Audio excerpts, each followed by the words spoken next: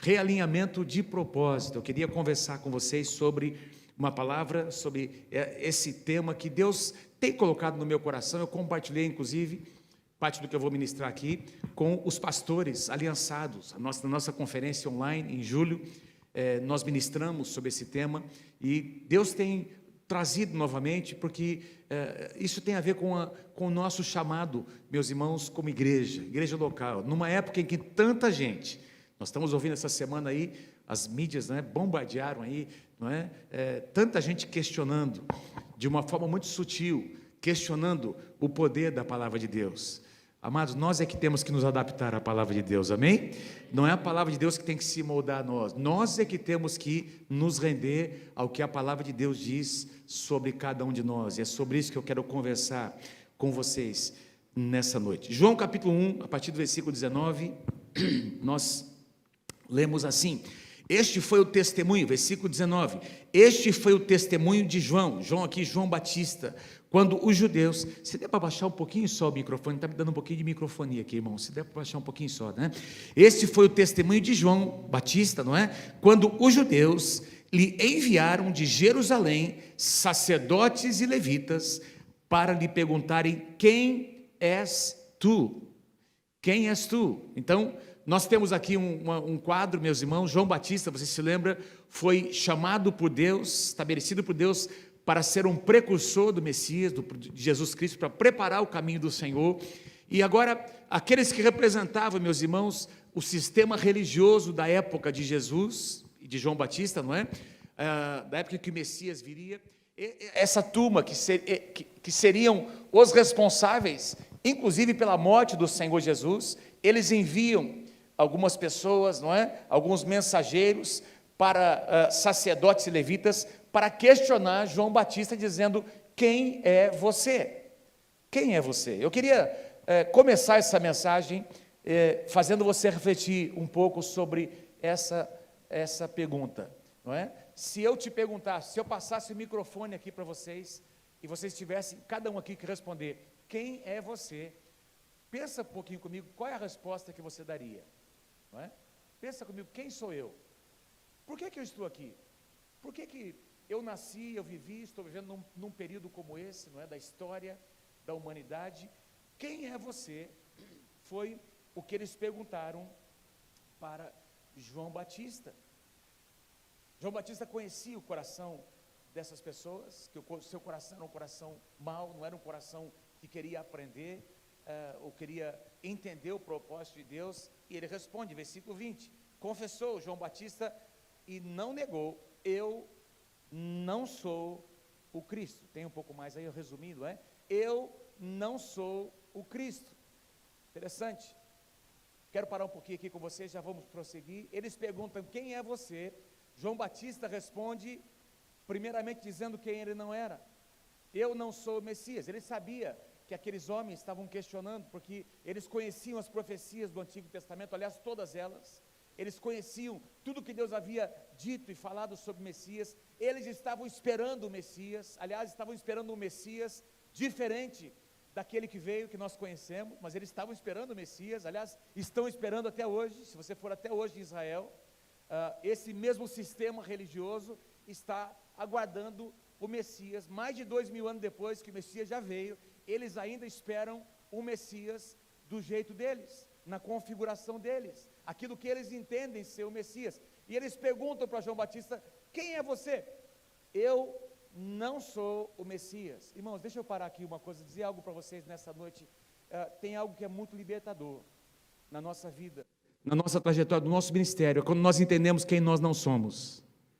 Antes de nós sabermos quem nós somos, antes de nós entendermos quem nós somos, antes de nós vivemos a plenitude do nosso chamado, eu creio que cada um aqui tem um chamado de Deus. Quem pode dizer amém por isso? Cada um de vocês tem um chamado que Deus colocou sobre a vida de vocês, seja no ministério da igreja, seja fora da igreja, onde você trabalha, não é?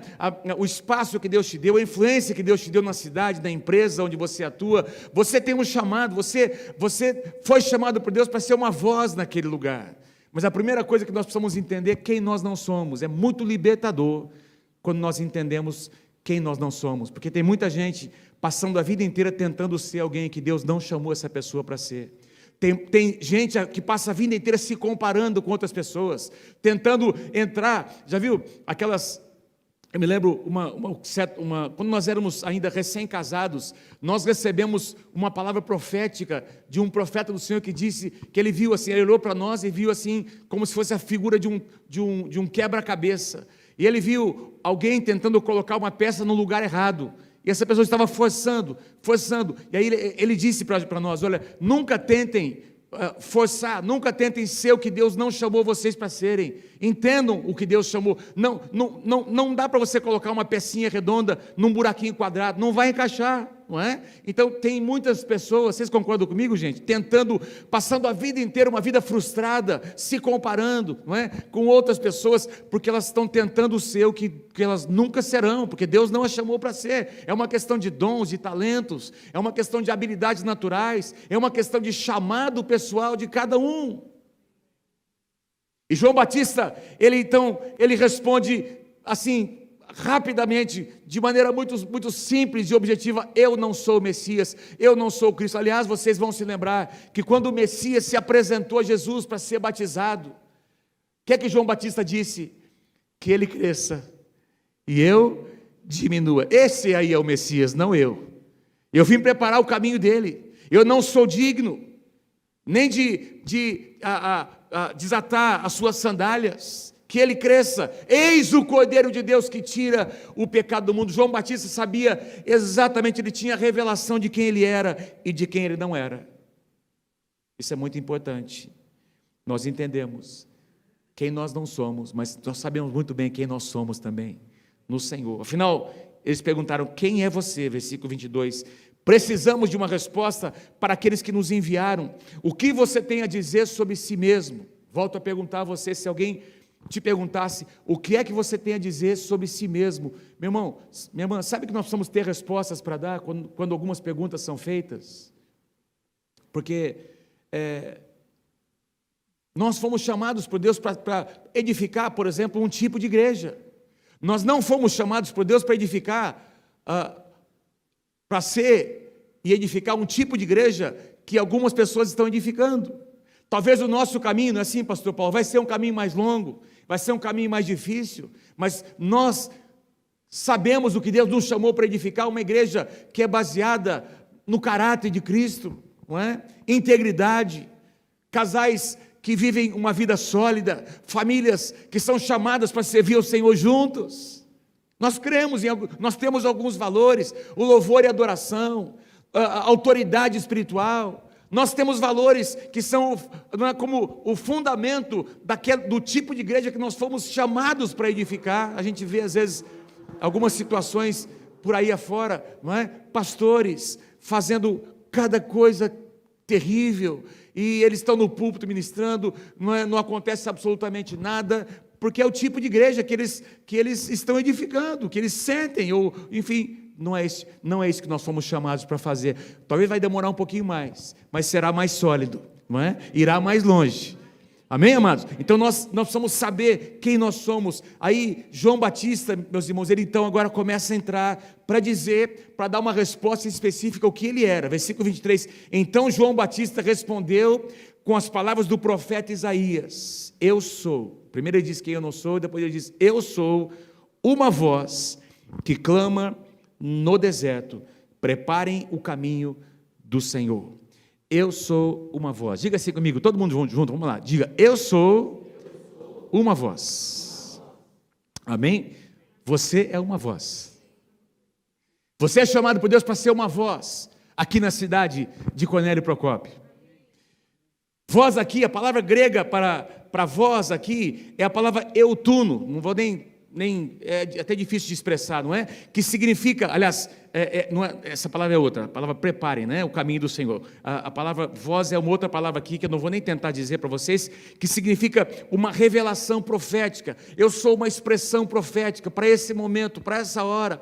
Eu sou a resposta de Deus para essa geração, para essa sociedade, para essa cidade, para as necessidades que esse contexto onde eu estou necessita. Eu sou uma resposta, eu sou uma voz que responde algumas perguntas.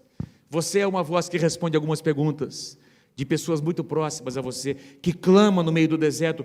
Preparem, a palavra preparem sim, a palavra eutuno, a palavra preparem o caminho aqui significa endireitem, realinhem, coloquem em linha reta. O sentido aqui, meus irmãos, tenta visualizar comigo, quando os navios, nessa época em que esse versículo aqui, em que essa passagem foi escrita, não é? Os evangelhos, os navios, quando eles saíam de um determinado ponto para outro, ponto A até o ponto B, eles traçavam uma linha reta, não é? Num mapa, não é como é hoje. Hoje tem GPS, hoje tem um monte de aparato, né? Então, o próprio equipamento, ele corrige a rota de um avião ou de um navio. Naquela época, não. Então, eles traçavam uma rota pelas estrelas, não é? E definiam uma rota, mas esse navio, durante o seu percurso, por causa das correntes marítimas, por causa dos ventos, das tempestades, esse navio, ele saía fora da rota. E aí, o timoneiro, né, o capitão do navio, ele tinha essa responsabilidade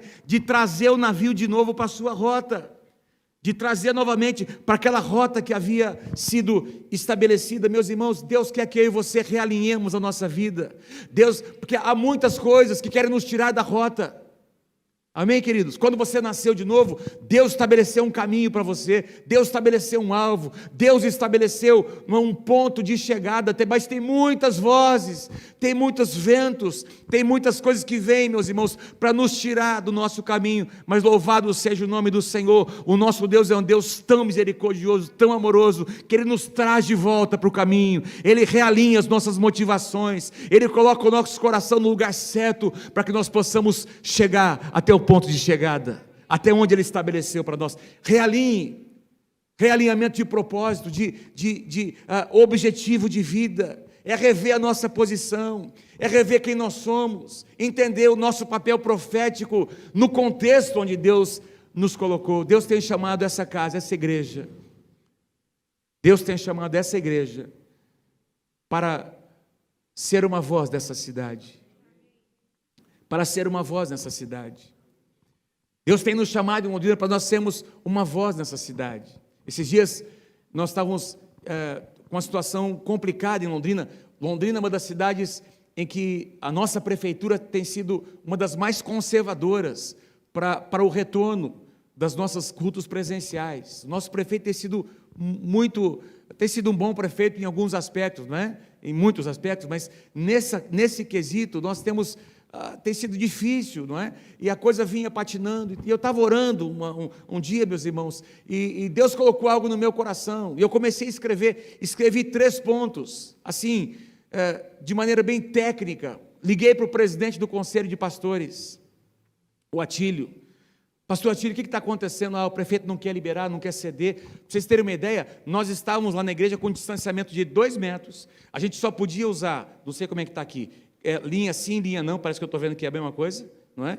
E as famílias não podiam ficar juntas, e nós definimos esses 3 pontos, eu busquei não sei se vocês sabem, não é? Segundo a OMS, o distanciamento mínimo determinado pela OMS é 1 metro, a partir de 1 metro, 1 metro, daí para cima, 1,5 metro, melhor, 2, enfim, e nós formulamos isso, e o presidente do Conselho de Pastores marcou uma audiência com o prefeito, assim, rapidinho. Eu conversei na quarta-feira, quinta-feira, nós estávamos no gabinete do prefeito para conversar com ele, ele abriu a sua agenda, estávamos lá, eu e o presidente do Conselho de Pastores, abrimos, conversamos, oramos com o prefeito. Isso foi quinta-feira. Na sexta-feira foi liberado, foi modificado aquela resolução, o decreto em Londrina. Aí nós pudemos então sentar, fileira assim, a outra também, família juntos, distanciamento de 1,5 metro, foi mudado, foi alterado. Deus abriu uma porta, Deus abriu um acesso. Nós fomos lá. Eu disse para o prefeito: nós estamos aqui há 57 anos nessa cidade, nós estamos servindo essa cidade. A igreja é necessária para que as pessoas venham e sejam restauradas, não é? No seu ânimo, no seu coração. A igreja é um lugar de cura e restauração. Prefeito, você precisa fazer uma parceria com os pastores estão do teu lado, para servir a nossa cidade. E ele ficou impressionado, e aí nós nos levantamos, eu disse: eu posso orar pelo prefeito? Por favor, pastor. Aí paramos, não pudemos dar as mãos, né? Mas estava ali o secretário da saúde, tinha alguns assessores, nós oramos, eu abençoei aquele homem, abençoei sua família. Isso foi quinta-feira, sexta-feira, estava liberado para a gente retornar com algumas, obviamente com algumas, com essas reservas ainda necessárias, mas meus irmãos, por quê? Porque Deus nos chamou para ocupar um lugar. Deus nos chamou para ocupar um lugar, para ser uma voz, para ser uma voz. Isaías, aliás, João Batista fez referência ao profeta Isaías. Então, para a gente entender o que João Batista quis dizer, nós precisamos voltar lá na profecia que foi dada por Isaías 700 anos antes. Isaías capítulo 40. Olha o que Deus disse pelo profeta Isaías. Isaías capítulo 40, se você puder colocar lá para mim, se você encontrou lá. Isaías 40, a partir do versículo 3. Essa foi a profecia que Deus liberou para o profeta Isaías, não é? E aí João Batista faz uso dessa profecia, dizendo: olha, eu sou a resposta, eu sou o cumprimento dessa profecia de Isaías. Ouçam, Isaías disse, preste atenção, não é? Uma voz clama: abram o caminho do deserto para o Senhor, preparem para o nosso Deus uma estrada reta na terra desolada, aterrem os vales, nivelem os montes e as colinas, endireitem as curvas, tornem planos os trechos acidentados. 5 declarações: abram um caminho reto no deserto, aterrem os vales, nivelem os montes, endireitem as curvas, tornem planos os trechos acidentados. Aí versículo 5 ele diz: então, depois disso, a glória do Senhor será revelada, e todos a verão. Foi o Senhor quem disse. Louvado seja o nome do Senhor. 5 declarações que tem a ver com a minha vida e com a sua vida. Pastor, o que isso tem a ver com a gente? Isso aí foi dito pelo profeta Isaías, e assim, se cumpriu lá em João Batista. Não, meus irmãos, eu quero aqui dizer para você, sugerir a você, que assim como João Batista foi chamado por Deus para vir antes de Jesus, Deus está levantando uma geração, não é? Deus está preparando uma geração, levantando uma geração que vai preparar o caminho da segunda vinda. João Batista preparou a primeira vinda, amém? Quem está comigo, diga amém. Deus está levantando uma geração. Aliás, o profeta Malaquias, não tenho tempo para falar para vocês, no último capítulo de Malaquias, diz que Deus enviaria o profeta Elias, a mesma unção de Elias, para curar, nos últimos dias, para curar o coração dos filhos aos seus pais, dos pais aos seus filhos. Não é isso que diz lá? Essa profecia se cumpriu parcialmente em João Batista, mas vai se cumprir na totalidade na geração que estiver presente, que preceder a segunda vinda do Senhor Jesus. Então a mesma unção que estava sobre Elias foi repartido, meus irmãos, sobre João Batista, e está sendo repartida, derramada sobre essa geração, a nossa geração que precede a segunda vinda. Como é que você sabe disso, pastor? Meus irmãos, assim como João Batista viveu num tempo maravilhoso, não é? Imagina que tempo foi esse em que Jesus veio, o Messias veio, uma explosão de milagres. Nunca aconteceram tantos sinais e maravilhas concentrados numa mesma época, numa mesma pessoa, o Messias, o Deus encarnado. Mas da mesma forma como esse momento foi especial, o momento da segunda vida será tão especial quanto o da primeira. A sua e a minha Bíblia dizem que a segunda vida do Senhor será precedida por vários sinais, não é? Alguns sinais que vão mostrar, não é? Além de curas, uma grande colheita, não é? Muitos sinais espirituais e naturais. Também fala sobre epidemias, também fala sobre aquilo que nós estamos vivendo nesses dias. Gente, o que aconteceu, o que está acontecendo, não é apenas um vírusinho que saiu, entenda o que eu vou dizer, um vírusinho que eu estou dizendo tão pequenininho, não é? Não estou minimizando o poder, estou falando algo tão pequeno, aparentemente tão insignificante, com um poder tão grande lá. Começou lá na China, meus irmãos, e de repente, em alguns meses, espalhou para todas as nações. Quem poderia imaginar que nós estaríamos passando o que nós estamos passando hoje? Nós fizemos planos, nós fizemos projetos, nós tínhamos várias conferências agendadas para esse ano, a gente tinha viagens marcadas, tinha um monte de coisa preparada, tudo isso foi colocado na prateleira. O mundo parou, meus irmãos. Foi um vírus que parou o mundo? Não, foi Deus que parou o mundo. Foi Deus que, de alguma forma, permitiu algumas coisas acontecerem para chamar a atenção das nações. E para mostrar para as nações que os poderosos, aqueles que se acham poderosos na face da terra, não são nada diante da grandeza e do poder do nosso Deus. Deus de alguma forma está chamando também a atenção da igreja. E eu vejo tantas pessoas na igreja medrosas, assim, meu Deus do céu, e agora? O que vai acontecer? Ai, a igreja, a minha família, a minha casa, a igreja, vai acabar a igreja. Meu irmão, a igreja não vai acabar, faz mais de 2000 anos que a igreja existe, a igreja passou por situações muito mais adversas e difíceis do que essas que nós estamos passando, a igreja vai continuar, vai seguir mais forte do que nunca, e aquilo que Jesus disse, as portas do inferno não prevalecerão contra ela, vai se cumprir. Nós somos a igreja do Senhor Jesus. E quando esse tempo passar, meus irmãos, nós vamos colher uma grande colheita, nós vamos experimentar sinais e maravilhas acontecendo, porque Deus está chamando a atenção das nações, para alguma coisa que ainda vai acontecer. Não se trata apenas de um vírus, de uma enfermidade, trata-se de um tratamento, algo que Deus de alguma forma está articulando, para chamar a atenção das nações, e para fazer com que a voz da igreja seja ouvida. Eu sou uma voz, nós somos uma voz, nós somos uma voz, você é uma voz, nós somos uma voz, aleluia. Naquela época em que Isaías deu essa profecia, quando um rei, ele visitava uma cidade ou uma região, essa cidade era preparada. Então, é como, não sei se você se lembra disso, se aconteceu aqui em Cornélio, deve ter acontecido em Londrina, eu me lembro, quando era pequeno, algumas vezes que o presidente da república passou por Londrina, e eu me lembro que a gente ouvia, não é? Algumas ruas eram pintadas, só a rua onde o presidente ia passar. Eu lembro de perguntar para o meu, por que o presidente vai passar por aqui?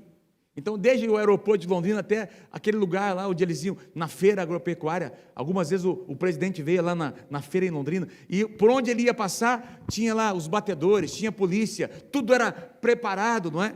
Essa é a ideia, meus irmãos. Naquela época, quando o rei, ele estaria em algum lugar, uma comissão iria na frente, João Batista foi na frente para preparar o caminho do rei dos reis e senhor dos senhores, e Deus está levantando agora uma geração que vai preparar esse caminho para a vinda do Senhor Jesus. Como é que vai ser essa preparação, esse realinhamento? Vamos para as 5 declarações de Isaías. Abram um caminho no meio do deserto. Você sabe que João Batista, os historiadores, não é, dizem, os teólogos, comentaristas dizem que João Batista, como seus pais Zacarias e Isabel já eram idosos quando Isabel ficou grávida, provavelmente João Batista, na sua adolescência, os seus pais já haviam falecido. E muitos comentaristas dizem que João Batista foi viver nas regiões do deserto, ali da Judéia, passou a sua adolescência e juventude ali no deserto da Judéia. Aliás, diz aqui, Lucas capítulo 1, versículo 80, não precisa abrir não, nem projetar, eu vou apenas ler. Lucas capítulo 1, versículo 80 diz, o menino, João Batista, se fortalecia em espírito e viveu nos desertos até ao dia em que havia de manifestar-se a Israel. Então, diz que João Batista viveu alguns anos no deserto, e a partir do deserto, meus irmãos, o seu ministério começou a acontecer. A partir do deserto, Deus começou a usá-lo. Deus vai usar a sua vida a partir do seu deserto.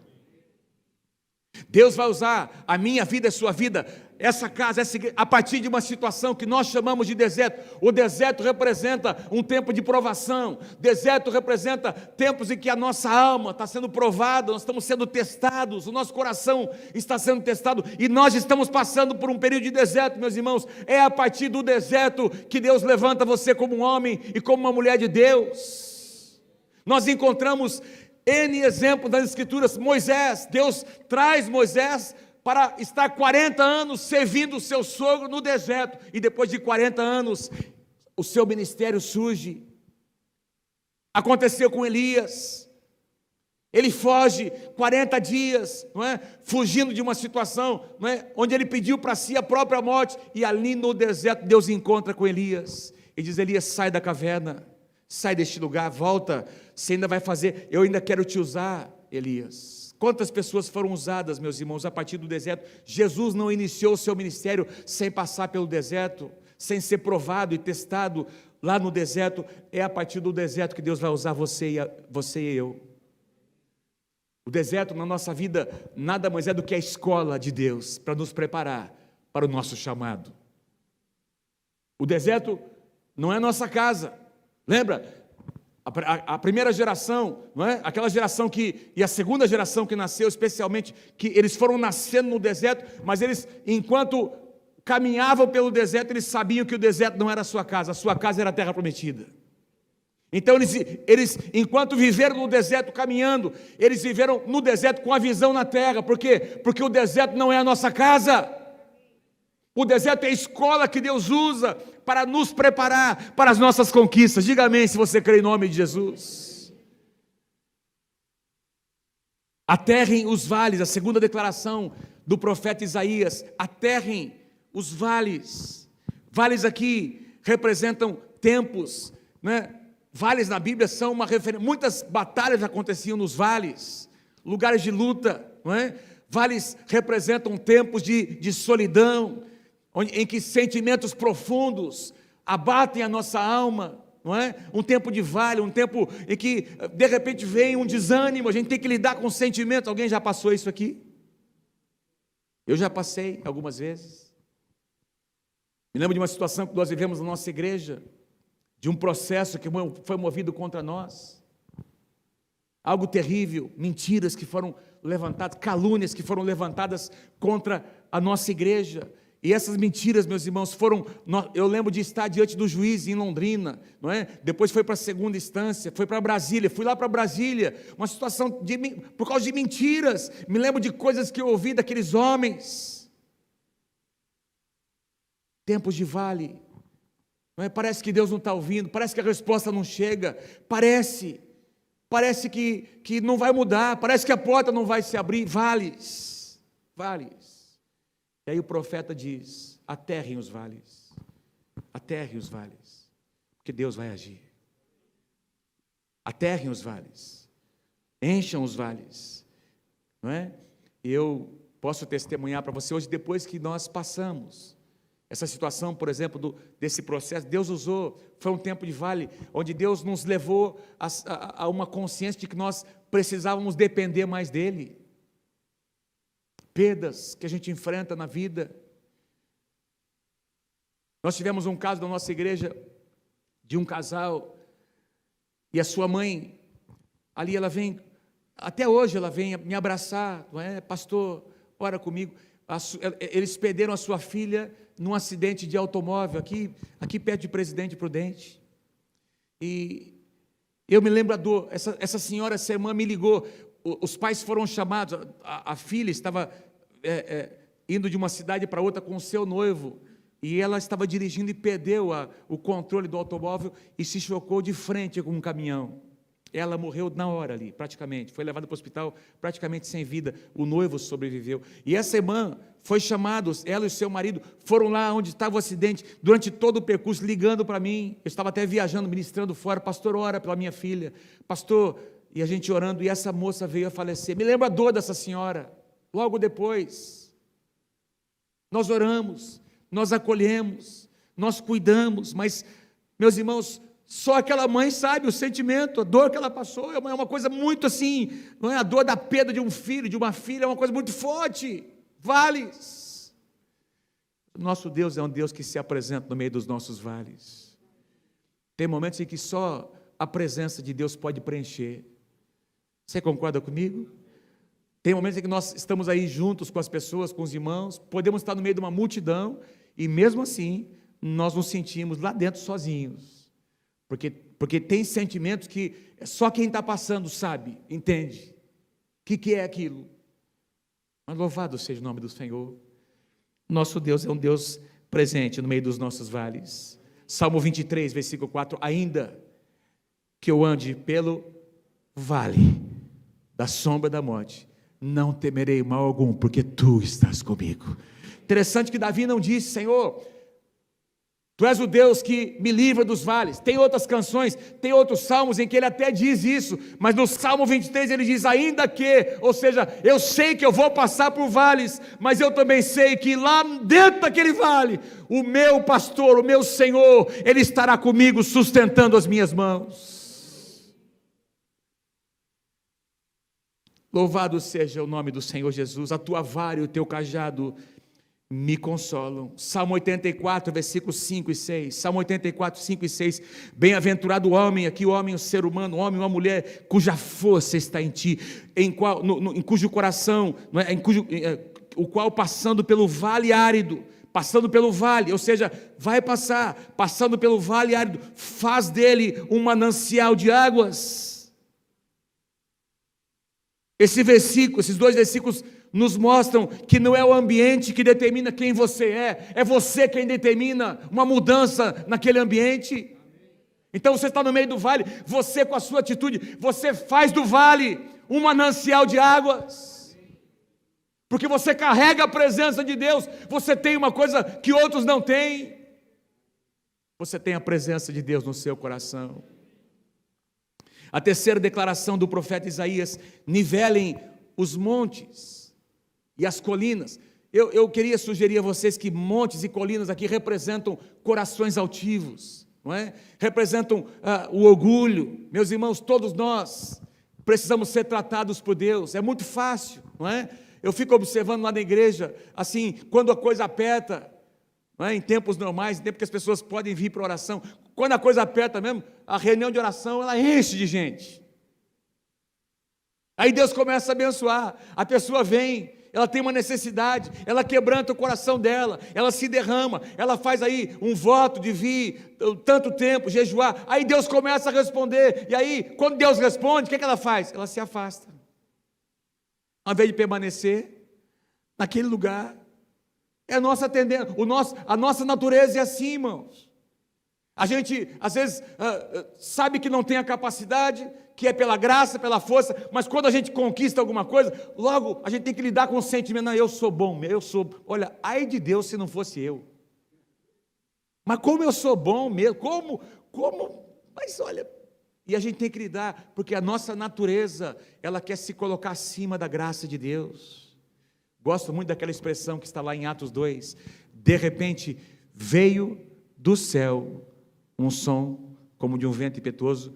Eu preguei hoje lá em Cambé sobre isso, e encheu toda a casa onde estavam assentados, e todos eles foram cheios do Espírito Santo. Amados, todos foram cheios. Logo em seguida Pedro prega, 3.000 pessoas se convertem, sinais, maravilhas, tudo o que acontece no livro de Atos, nós somos o resultado daquela reunião de Atos capítulo 2, tudo o que aconteceu em Atos, no restante do livro de Atos, até hoje na história da igreja, é por causa dessa expressãozinha, veio do céu.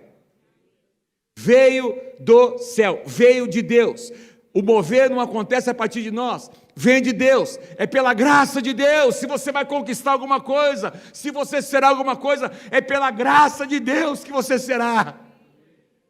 Então que todo orgulho caia por terra, toda altivez caia por terra, em nome do Senhor Jesus. Todo monte será aterrado, todas as colinas serão niveladas, porque Deus não reparte a sua glória com ninguém.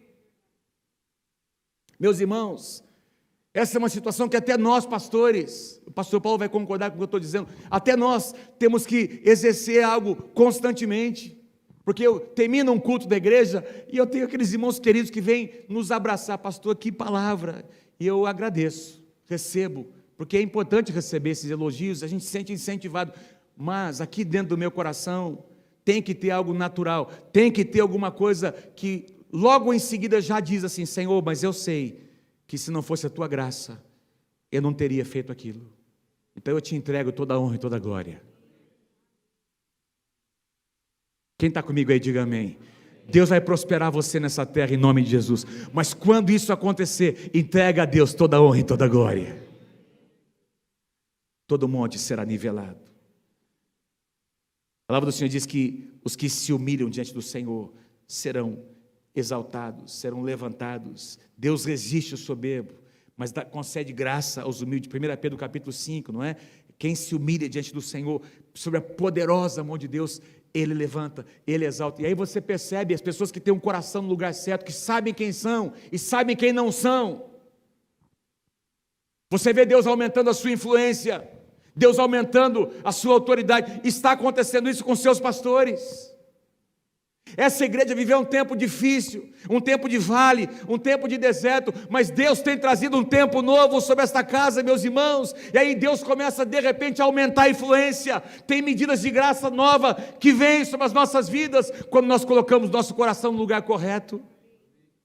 Aí a gente começa a ver Deus fazer coisas que nós não teríamos condições de fazer. A gente tem que reconhecer que a graça de Deus, todo monte será nivelado. A quarta declaração do profeta Isaías: endireitem as curvas, endireitem as curvas. Eu me lembro desde pequeno passar por essas estradas aqui, indo para São Paulo. Então a gente vinha aqui pelo Paraná, não é? Aqui no norte do Paraná, até entrar no estado de São Paulo, são estradas cheias de curvas. Você já reparou isso? Porque quando as estradas do Paraná foram feitas, os fazendeiros, tinham os caras, os poderosos aqui, das fazendas de café, não é? Eles exigiram, então, as estradas foram feitas para passar em frente a algumas fazendas de uns caras bem grandes aqui da nossa região, não é? Então, estradas cheias de curvas, não é? E aí, quando a gente entrava no estado de São Paulo, normalmente aquela reta, não é? E assim, essas curvas, elas falam de falta de objetividade, falta de foco, falta de foco. Eu quero ler uma passagem com você, e já vou encerrar. Se você puder abrir a sua Bíblia comigo, Provérbios capítulo 4. Louvado seja o nome do Senhor. Quem está sendo edificado pela palavra nessa noite, diga amém. Provérbios capítulo 4, do versículo 25 ao versículo 27. Provérbios 4, 25 a 27. Olha que passagem linda. Olhe sempre para frente, mantenha os olhos fixos no que está diante de você, estabeleça um caminho reto. Lembra o que o profeta disse? Todas as curvas serão endireitadas. Estabeleça um caminho reto diante de você, para os seus pés, permaneça na estrada segura. Meus irmãos, tem muita coisa tentando nos tirar do caminho, tem muitas vozes, tem muitas opções surgindo, e Deus está dizendo para cada um de nós: permaneça. Deus quer realinhar o seu foco, permaneça na estrada segura, não se desvie nem para a direita, muito menos para a esquerda. Amém? Não se desvie nem para a direita nem para a esquerda, não permita que os seus pés sigam o mal, caminhos retos. Deus vai retificar os nossos caminhos, objetividade da nossa vida, não é? Sabe, esses dias eu estava ministrando lá na nossa igreja sobre a procrastinação. O que é a procrastinação? Procrastinação é você deixar para depois o que tem que ser feito hoje, você não resolver coisas muito simples, e aí essas coisas que eram simples de serem resolvidas, elas vão se acumulando, e aí é uma bomba relógio que vai estourar em algum lugar, meus irmãos. Eu declaro sobre a tua vida, em nome de Jesus, que você vai ser um homem, uma mulher resoluto. Vocês vão resolver o que tem que ser resolvido, amém? Vamos corrigir as curvas, vamos ter foco na nossa vida. Se tem que resolver alguma coisa no casamento, vamos resolver o que tem que resolver. Tem que liberar perdão, libera perdão. Tem que pedir perdão, peça perdão. Tem que procurar alguém, tem que restituir alguém. Vamos lá, vamos fazer o que tem que ser feito, meus irmãos. Vamos arrumar nossa casa, caminhos retos, objetividade. Aí a bênção de Deus vem. Tem gente dentro da igreja que vive uma vida amarrada, uma vida cheia de curvas. O cara não resolve, ele vai empurrando com a barriga, e aí a coisa vai acumulando, vai acumulando. Deus quer fazer de nós homens e mulheres que resolvem as coisas, que tomam decisões, que vão atrair a bênção de Deus para a nossa casa. Meus irmãos, eu creio que não depende apenas de Deus, depende também de nós. Tem alguma coisa na sua vida que tem que ser resolvida, que a sua esposa tem dito para você: olha, você não vai resolver aquilo. Talvez tenha alguma situação que há meses, há anos você não resolveu ainda, e Deus te trouxe nessa noite para você ouvir essa palavra e sair daqui resoluto: eu vou resolver essa situação. E quando você resolver, vai ser assim, ó, a bênção de Deus vai chegar na tua casa, aquela porta vai se abrir diante de você. Porque quando você se alinha a um princípio da palavra, tem aqui um princípio de legalidade. Deus respeita os princípios que Ele mesmo estabelece. O que você quer dizer com isso, pastor? Deus não gosta de abençoar uma pessoa que é enrolada. Amém, gente? Tem crente enrolado aqui em Cornélio Procópio? Lá em Londrina tem um monte. O cara começou a trabalhar ontem, hoje já está pedindo vale. O cara começou a trabalhar faz uma semana, já está pedindo férias. Ele quer chegar depois, sair antes e quer ter aumento. Chega atrasado, quer furar fila e ainda quer sentar na janela. Como é que Deus vai abençoar um trem desse? Não, vamos realinhar nossa vida. Não é? Numa época de tantas dificuldades, o crente, quem tem caráter, vai chegar antes, vai sair depois, vai fazer mais do que é pedido. Às vezes eu vejo, né? Eu tenho citado exemplos assim lá na igreja, meus irmãos. O irmão é um porteiro de um edifício, tem alguém que jogou um papel ali. Não, eu não sou pago para pegar esse papel. Misericórdia, faça um pouco mais do que é pedido. Você não se trata de fazermos apenas aquilo pelo qual nós somos pagos. Trata-se de dar um bom exemplo, de sermos cidadãos do reino de Deus. Se você fizer mais do que é pedido, alguém vai ver o seu trabalho. Lembra de José? Alguém enxergou José. Ele fazia sempre mais do que era pedido. E num só dia, no tempo de Deus, ele saiu de uma prisão para sentar-se no trono, porque Deus honra as pessoas que endireitam os seus caminhos. A última declaração do profeta: tornem planos os trechos acidentados. Eles estão fazendo isso aqui nessa pista aqui, não é? Corrigindo o que é acidentado, não é? Altos e baixos.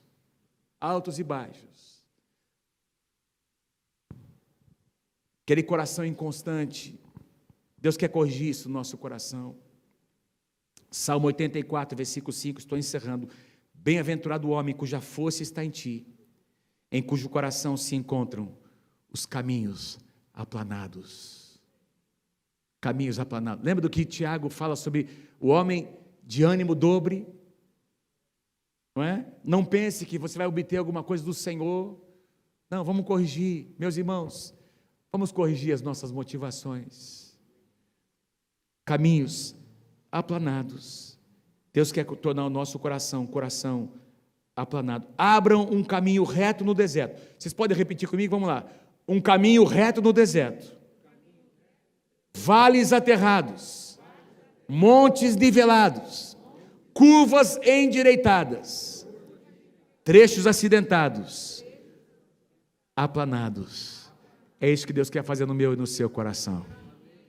A obra de Deus começa aqui dentro e depois é sentido lá fora. Para que eu e você sejamos uma voz, vamos deixar Deus curar o nosso coração.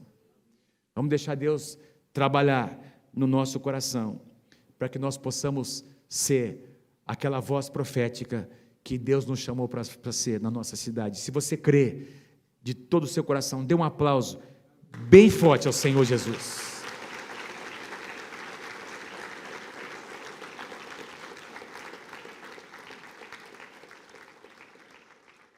Aleluia.